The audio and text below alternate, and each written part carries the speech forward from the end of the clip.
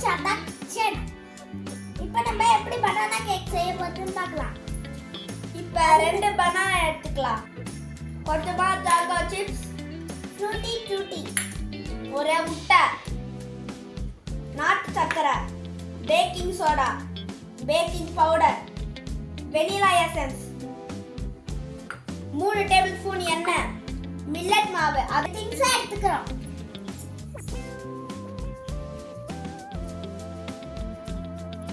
இப்போ பனானாவை பீல் பண்ணிட்டு லைட்டா ஸ்மாஷ் பண்ணிக்கலாம். இப்போ பனானாவை ஸ்மாஷ் பண்ணிக்கலாம். கேக் ரெசிபினா ரொம்ப பிடிக்கும், அதனால நாங்க செய்றோம்.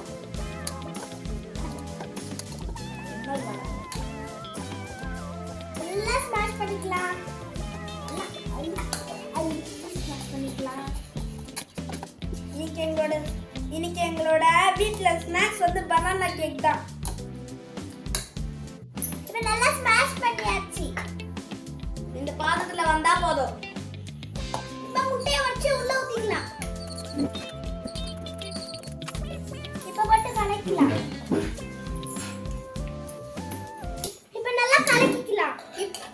இப்போ வெனிலா எசன்ஸ் ஊத்திக்கலாம். இப்போ நல்லா மிக்ஸ் பண்ணிக்கலாம். வெனிலா எசன்ஸும் முட்டையும் சேர்த்து.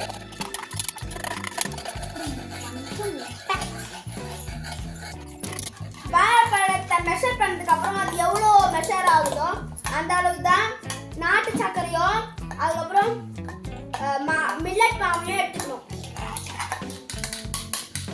அதுக்கு மேலே நீ கம்மியாகவும் அதிகமாகவும் எடுத்தீங்கன்னா கேக் அவ்வளோவா வராது ஒழுங்கா. இப்போ நல்லா மிக்ஸ் பண்ணியாச்சு. இப்போ வாழைப்பழத்தை மெஷர் பண்ணிக்கலாம். இந்த அளவுக்கு வாழைப்பழம் இருக்கு. அதே அளவுக்கு நாட்டு சர்க்கரை எடுத்துக்கலாம். இப்போ இந்த அளவுக்கு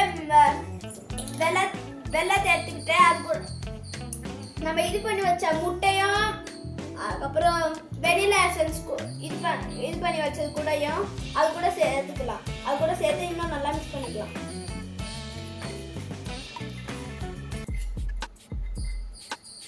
இப்போ மாவு எவ்வளோ இருக்குன்னு மெஷர் பண்ணலாம். இப்போ நல்லா இதை மிக்ஸ் பண்ணிக்கலாம். இவ்வளோ இந்த அளவுக்கு நம்ம மிக்ஸ் பண்ணி வச்சா போதும். இப்போ நான் ஸ்மாஷ் பண்ணி வச்ச பனானா எடுத்து அது கூட மிக்ஸ் பண்ணிக்கலாம். பனானாவையும் சேர்த்து நல்லா மிக்ஸ் பண்ணிக்கலாம்.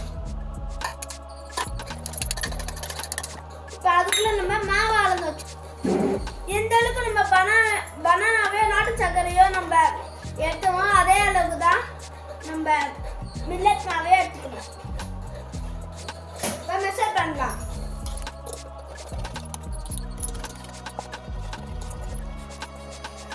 இந்த அளவுக்கு மில்லட் மாவு இருந்தா போதும். இப்போ பேக்கிங் பவுடரையும் பேக்கிங் சோடா எடுத்துக்கலாம். இப்போ பேக்கிங் பவுடர் நம்ம அளவா எடுத்து வச்ச மில்லட் மாவையும் எடுத்து ஜலிச்சு எடுத்துக்கலாம். மூணு மிக்ஸ் பண்ணி நல்லா ஜலிச்சு எடுத்துக்கலாம்.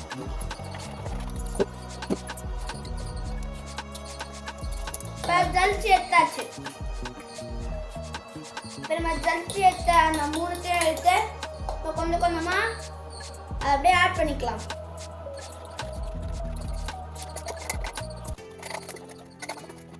இப்போ ஆயில் அது கூட மிக்ஸ் பண்ணிக்கலாம். 3 டேபிள் ஸ்பூன் அளவுக்கு ஆயில் இருந்தால் போதும். ஆயில் ஆட் பண்ணிக்கலாம். அது கூட இதோட நம்ம நெய் வந்து ஆட் பண்ணிக்கலாம். அப்ளை பண்ணிக்கலாம். இப்போ மிக்ஸ் பண்ணதை எடுத்து நம்ம கீ தடை வச்ச எடுத்து போட்டுக்கலாம். இப்போ ஊற்றியாச்சு.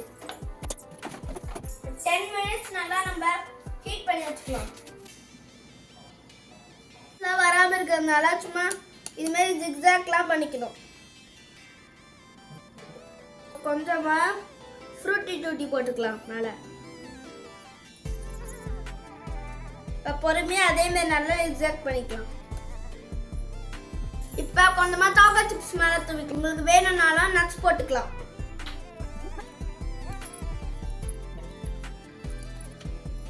இப்போ சாக்லேட் சிப்ஸ் தூவியாச்சு. இப்போ இதை எடுத்துன்னு போய் அவன்ல வச்சிடலாம். பெட்ரோல் வச்சுக்கலாம்.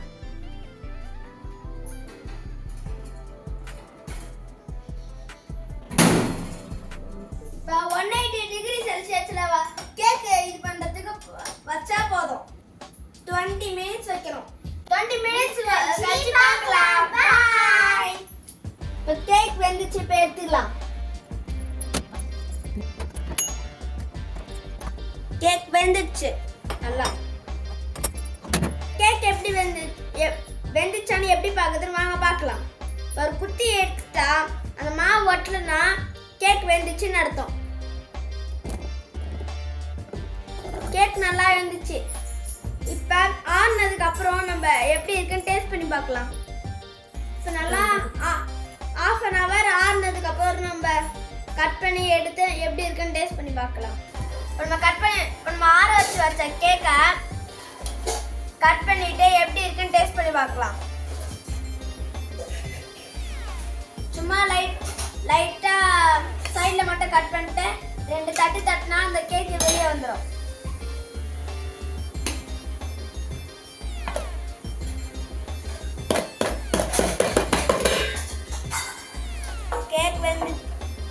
கேக் வந்துச்சு.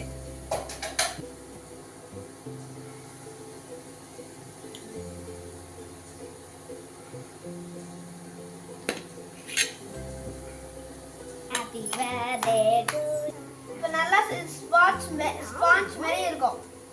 ஸ்பாஞ்ச் மாதிரி இருக்கு. டேஸ்டா இருக்கு. சூப்பரா இருக்கு. உங்க வீட்ல நீங்க ட்ரை பண்ணி பார்த்து எப்படி இருக்குன்னு கீழே கமெண்ட் பண்ணுங்க.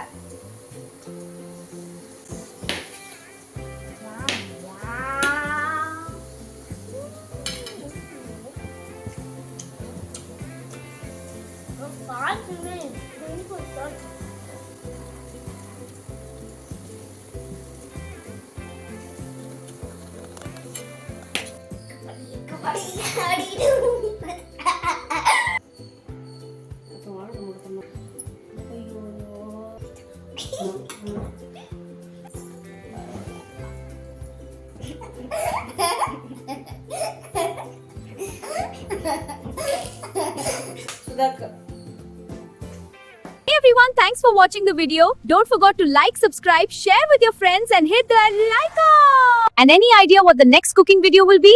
Don't forget to put your guesses in the comments and let's see who guesses correctly.